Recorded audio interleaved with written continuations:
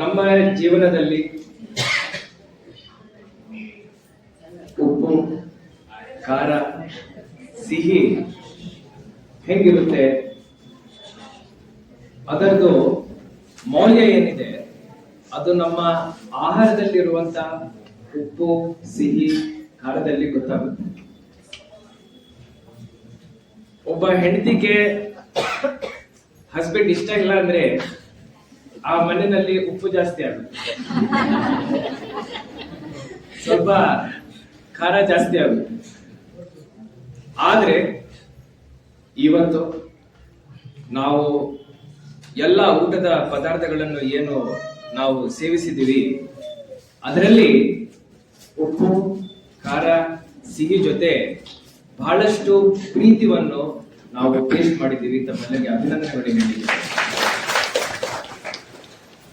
ಇದರಿಂದ ಏನ್ ಅರ್ಥ ಆಗುತ್ತೆ ಅಂದ್ರೆ ತಮ್ಮ ಪಾರಿವಾರಿಕ ಜೀವನದಲ್ಲಿ ಬಹಳಷ್ಟು ಪ್ರೀತಿಯನ್ನು ತಾವು ಬೆಳೆಸ್ಕೊಂಡು ಬಂದಿದ್ದೀರಾ.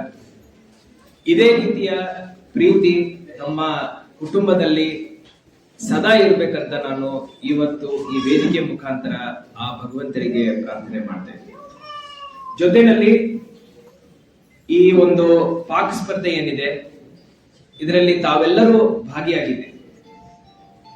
ತಮ್ಮ ಸ್ಫೂರ್ತಿ ನಮಗೆ ಈ ಸ್ಪರ್ಧೆ ಮುಖಾಂತರ ಕಾಣ್ತಾ ಇದೆ. ಬರೇ ಒಂದು ಸ್ಪರ್ಧೆನಲ್ಲಿ ಭಾಗಿಯಾಗಬೇಕಂತ ಸ್ಫೂರ್ತಿನೇ ಅಲ್ಲ, ಸಿರಿಧಾನ್ಯಗಳನ್ನು ಯಾವ ರೀತಿ ಪ್ರೋತ್ಸಾಹನೆ ಮಾಡಬೇಕು, ಈ ಹಳೆ ಪದ್ಧತಿನಲ್ಲಿ ಏನು ನಾವು ಅಡಿಗೆ ಮಾಡ್ತೀವಿ ಅದನ್ನು ಕಾಪಾಡೋ ಒಂದು ಆಸಕ್ತಿ ಏನಿದೆ, ಆ ಒಂದು ಆಸಕ್ತಿ, ಆ ಒಂದು ಸ್ಫೂರ್ತಿನು ಇವತ್ತು ಈ ಒಂದು ಸ್ಪರ್ಧೆ ಮುಖಾಂತರ ತಾವು ತೋರಿಸಿಕೊಟ್ಟಿದ್ದೀರಾ. ತಮ್ಮೆಲ್ಲರಿಗೂ ಕೋಟಿ ಕೋಟಿ ಧನ್ಯವಾದಗಳು ಹೇಳಲಿಕ್ಕೆ ಬಯಸುತ್ತೇನೆ. ಈ ರೀತಿಯ ಸ್ಪರ್ಧೆಗಳು ಇನ್ನೂ ಆಗ್ಬೇಕು. ಮೊಟ್ಟ ಮೊದಲನೇದಾಗಿ ಹಾವೇರಿ ಜಿಲ್ಲೆಯಲ್ಲಿ ನಾನು ಸಿಇಒ ಇದ್ದಾಗ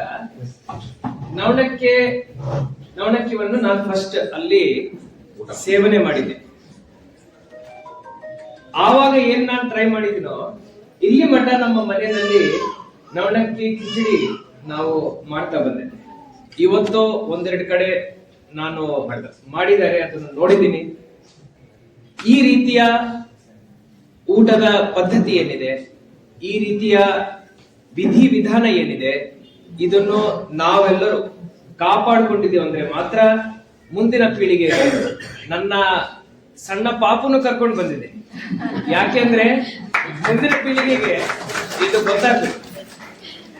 ಜೊತೆನಲ್ಲಿ ನನ್ನ ಅತ್ತೆ ಬಹಳ ಒಳ್ಳೆ ಕುಕ್, ಬಹಳ ವಿಪರೀತ ಒಳ್ಳೆ ಕುಕ್. ಅವರು ಇವತ್ತು ಇಲ್ಲಿಲ್ಲ, ಜಸ್ಟ್ ಈಗ ಹೊರಗೆ ಹೋಗಿದ್ದಾರೆ. ಅವ್ರ ಹೊರಗೆ ಇದ್ದಾಗ ಅವ್ರ ಬಗ್ಗೆ ಮಾತಾಡೋದು ಇನ್ನೂ ಉತ್ತಮ. ಚೆನ್ನಾಗಿ ಅಡುಗೆ ಮಾಡಿದ್ದಾರೆ. ಸೊ ಆವಾಗಿಂದ ನಮ್ಮ ಎಲ್ಲರ ಅನುಬಂಧ ಬಹಳ ದಿಟ್ಟವಾಗಿದೆ. ಹಾಗೂ ಇವತ್ತು ಈ ಸ್ಪರ್ಧೆನಲ್ಲಿ ಇವರೆಲ್ಲರೂ ಭಾಗಿಯಾಗಿದ್ದಾರೆ. ತಮ್ಮೆಲ್ಲರ ಪರವಾಗಿ ನಾನು ಇವರಿಗೆ ಅಭಿನಂದನೆಗಳು ಹೇಳ್ತೀನಿ, ಇವರ ಪರವಾಗಿ ನಾನು ತಮಗೆ ಧನ್ಯವಾದಗಳು ಹೇಳ್ತೀನಿ. ಇದೇ ರೀತಿಯ ಕೆಲಸ ಕೃಷಿ ಇಲಾಖೆಯಲ್ಲಿ ಮುಂದುವರಿಸಬೇಕು. ತಮ್ಮ ಮೇಲೆ ನನಗೆ ತುಂಬಾ ಭರವಸೆ ಇದೆ, ವಿಪರೀತ ಪ್ರೀತಿ ಇದೆ ನಿಮ್ಮ ಮೇಲೆ. ಸೊ ಇದೇ ರೀತಿ ನಿಮ್ಮ ಮನೆಯಲ್ಲಿನೂ ಉಪ್ಪು, ಖಾರ ಹಾಗೂ ಸಿಹಿ ಏನಿದೆ ಅದು ಒಳ್ಳೆ ಮಾತ್ರೆಯಲ್ಲಿ ಇರ್ಬೇಕಂತ ಹೇಳಿ ದೇವರಿಗೆ ಕೋರುತ್ತಾ ನನ್ನ ಮಾತನ್ನು